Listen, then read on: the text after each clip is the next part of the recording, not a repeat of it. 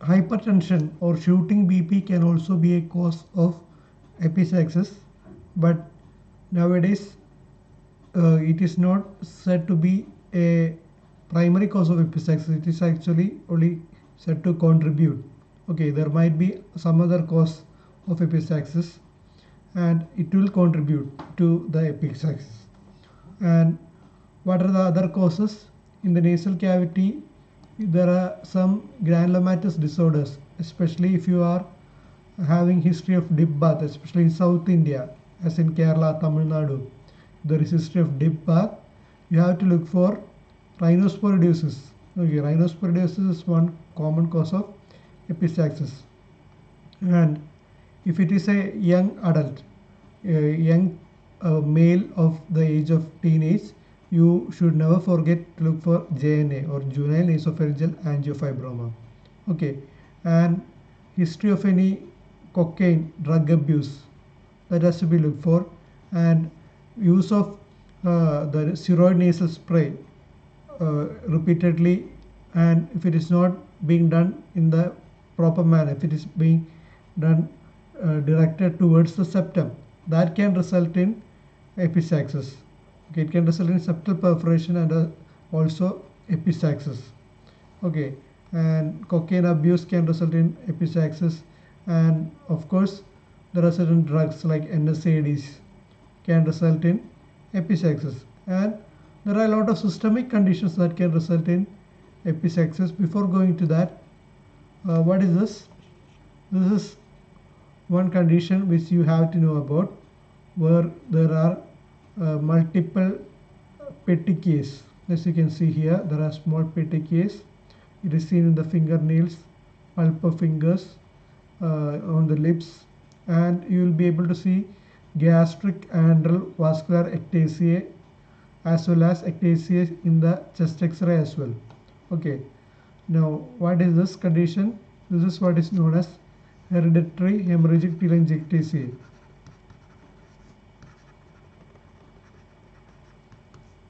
Hereditary hemorrhagic telangiectasia or HHT.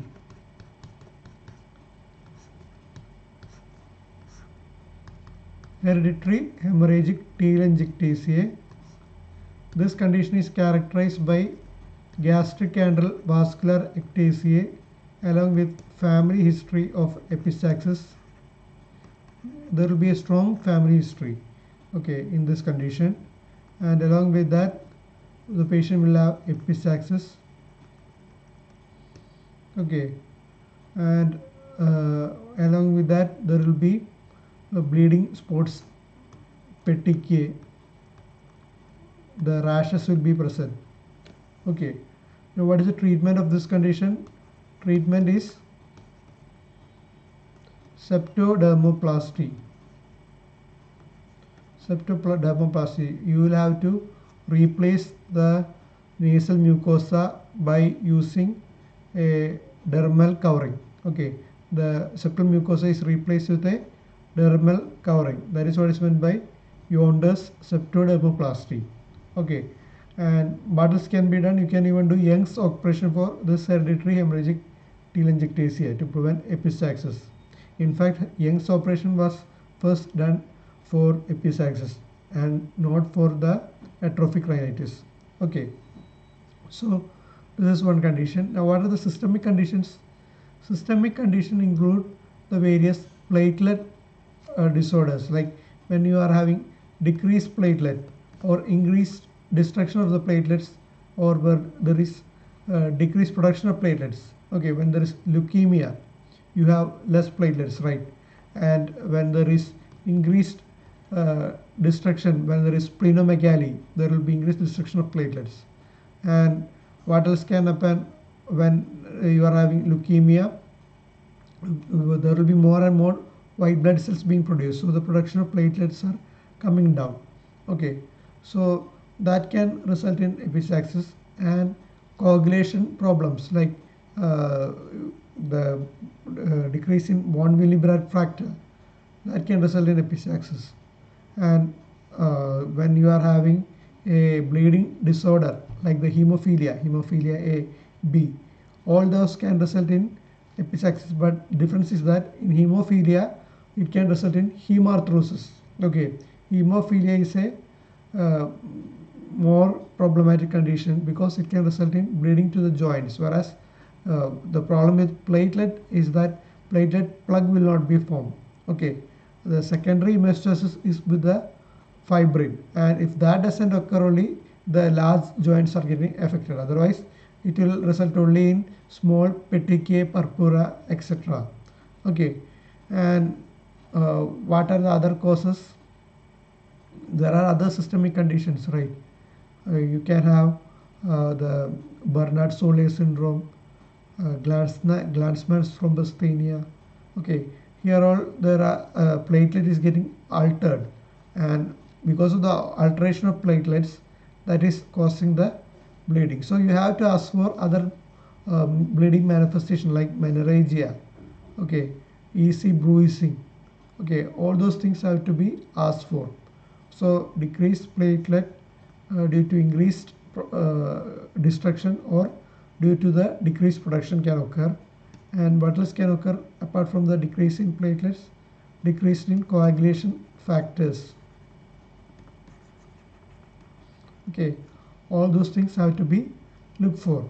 Now, how will you manage a case of epistaxis? You will have to ask the patient to lean forward and close the nasal cavity and breathe through the mouth.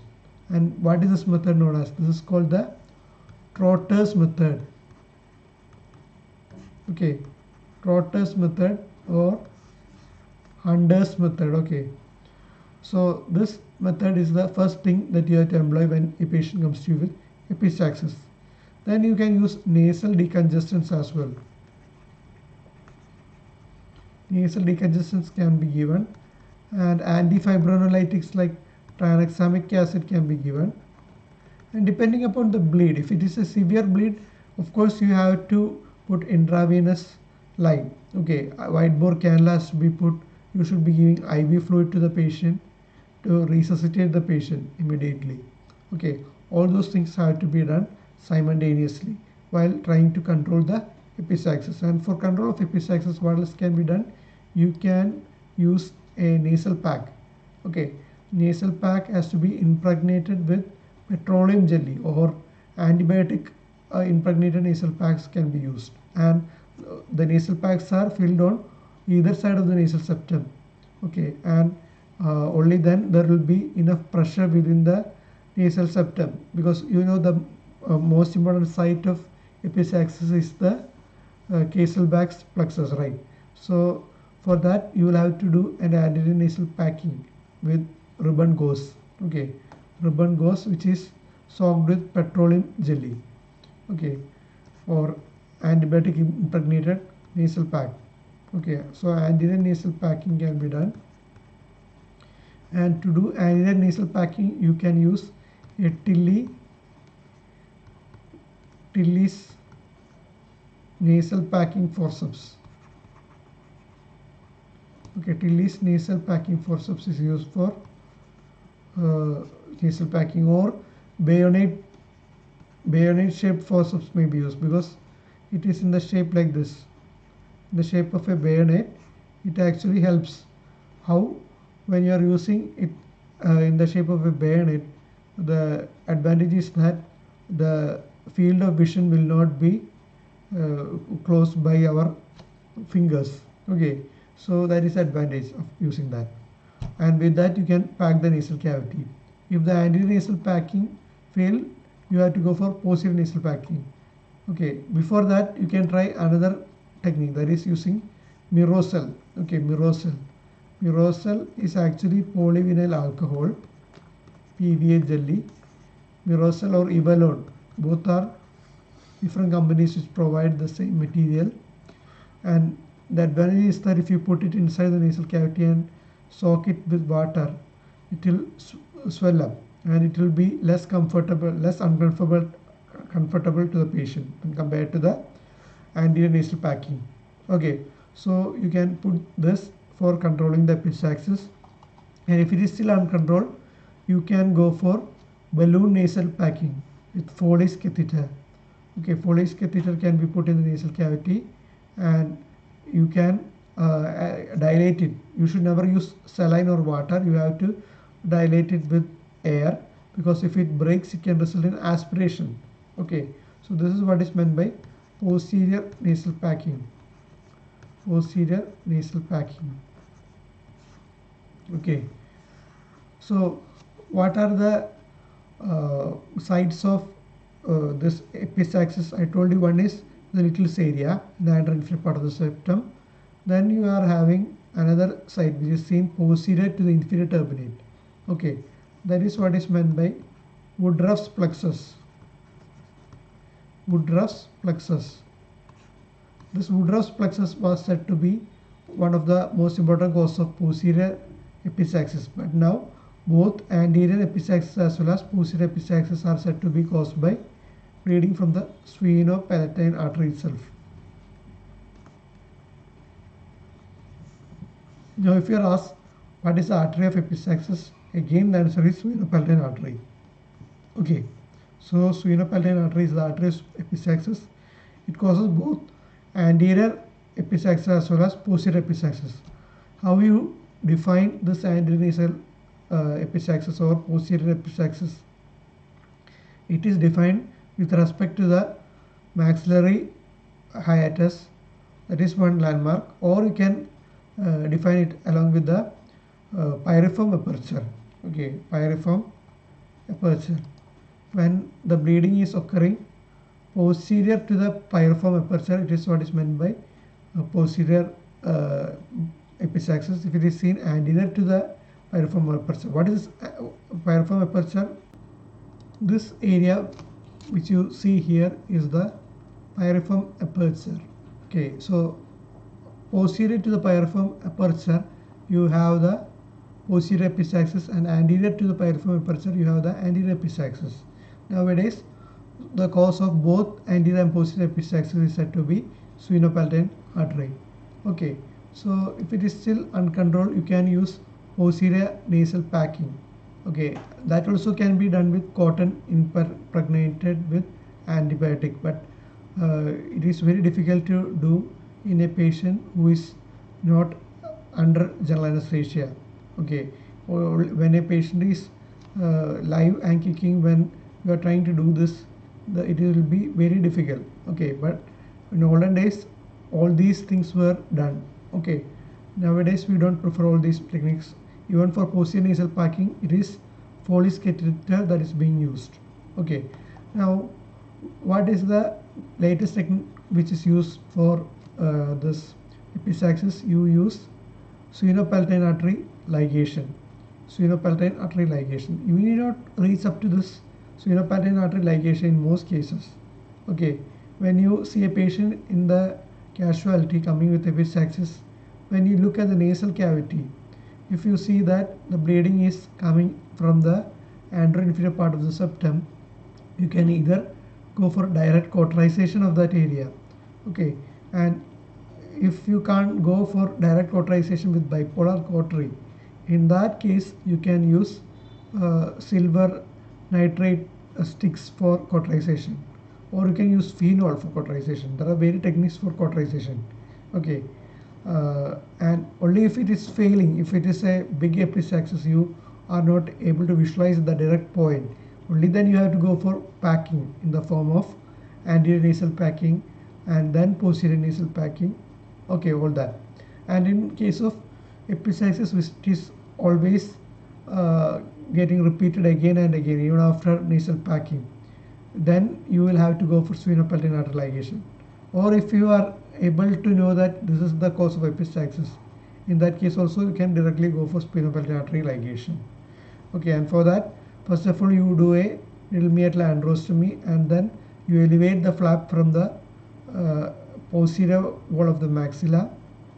After doing MMA, the flap from the lateral wall of the nasal cavity is elevated gently to reveal the sphenopalatine artery foramen. Okay, the palatine crest serves as a landmark for the sphenopalatine artery foramen. Okay, it is called as the crista ethmodalis. Crista ethmodalis, the landmark for the sphenopalatine artery. Okay, and then you ligate the sphenopalatine artery. Okay, and whenever a patient who presents you with epistaxis is having his nasal cavity packed, will you just leave him the same day itself? No, you have to admit it.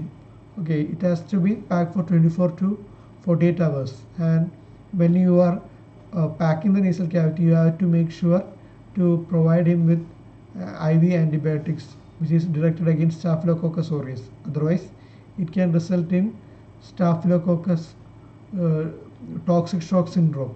Okay, so to prevent that, you have to give him antibiotics. Okay, after nasal packing, it is mandatory to provide with antibiotics. Okay, prophylactic antibiotics have to be given.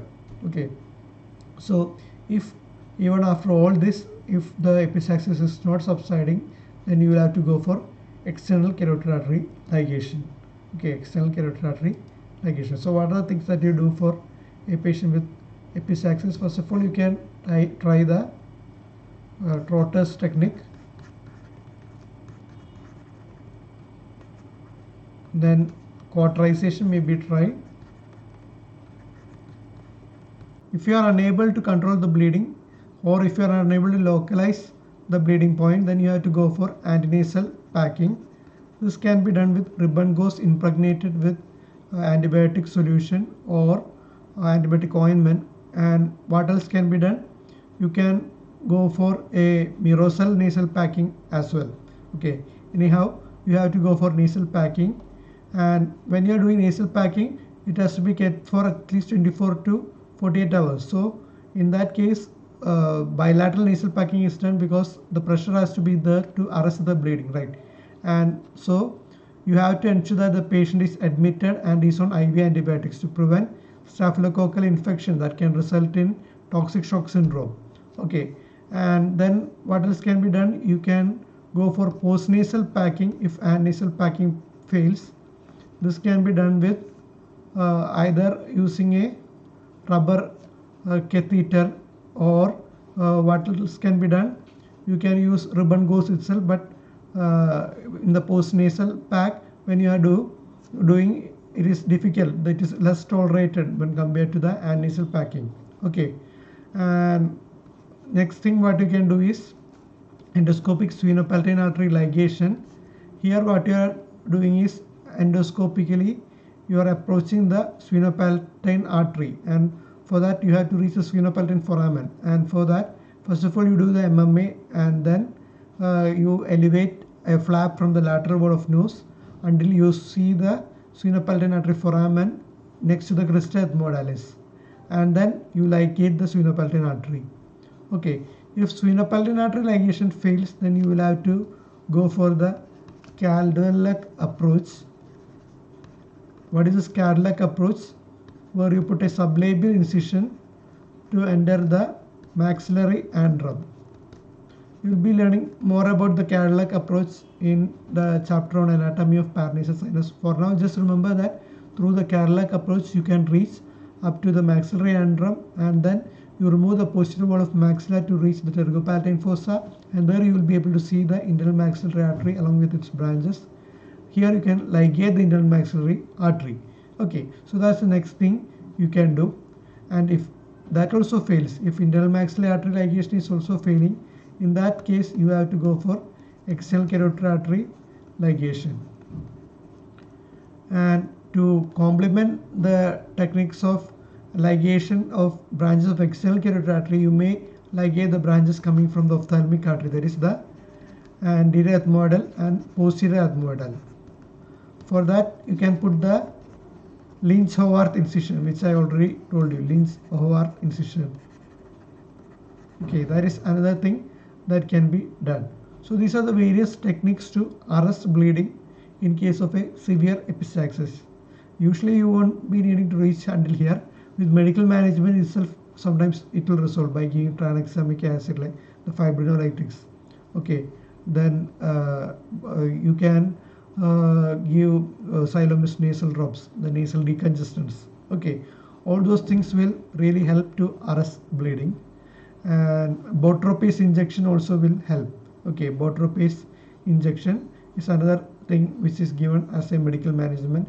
Along with all this, you have to evaluate for the cause of epistaxis. Whenever a patient comes with epistaxis, you have to evaluate. For that, you will have to do a BRE plus platelet peripheral smear.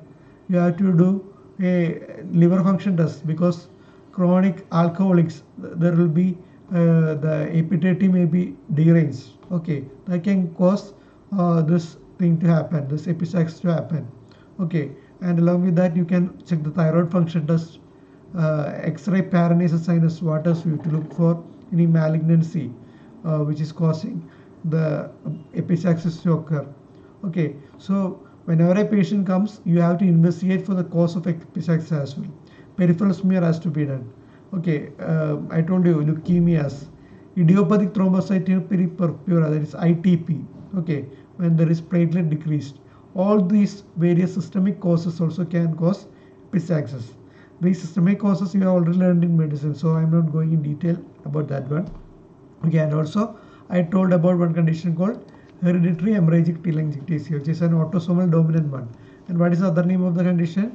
It's also known as Osler-Weber-Rendu syndrome.